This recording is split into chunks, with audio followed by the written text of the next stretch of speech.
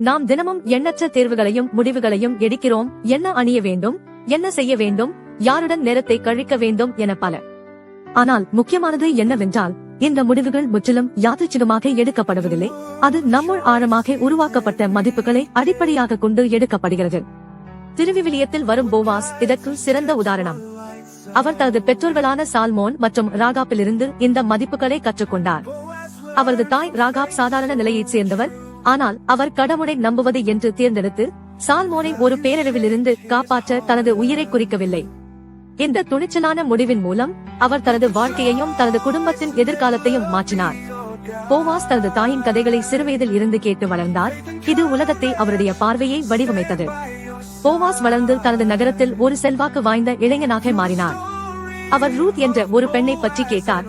அவர் வேறு இனத்தைச் சேர்ந்தவர் மற்றும் விதவையாவார். ரூத் தனது மாமியார் நாவோமியுடன் கடவுளை பின்தொடர தீர்மானித்து போவாஸ் வாழும் நாட்டுக்கு வந்தார். அவர் ரூத்தின் பின்னணி அல்லது பிறப்பிடத்தை பார்க்காமல் அவரது மதிப்பு மிக்க முடிவையும் நம்பிக்கையையும் பாராட்டி அவரை தனது மனைவியாக தேர்ந்தெடுத்து ஒரு குடும்பத்தை தொடங்கினார்.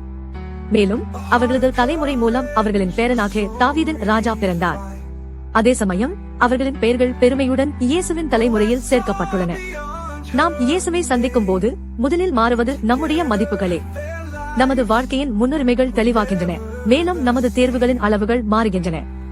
இதன் விளைவாக நம் வாழ்க்கை சிறப்பான முடிவுகளால் நிறைந்திருக்கும், மேலும் மகிழ்ச்சியும் அர்த்தமுள்ள வாழ்க்கையையும் அனுபவிப்போம். இயேசு இந்த அற்புதமான பரிசை நமக்கு கொடுக்க பிறந்தார். கிறிஸ்துமஸ் நெருங்கும் வேளையில் உங்கள் வாழ்க்கை சரியான தேர்வுகளாலும் முடிவுகளாலும் நிறைந்திருக்கும் என்று நம்புகிறேன். இது அழகான விளைவுகளை தரும்.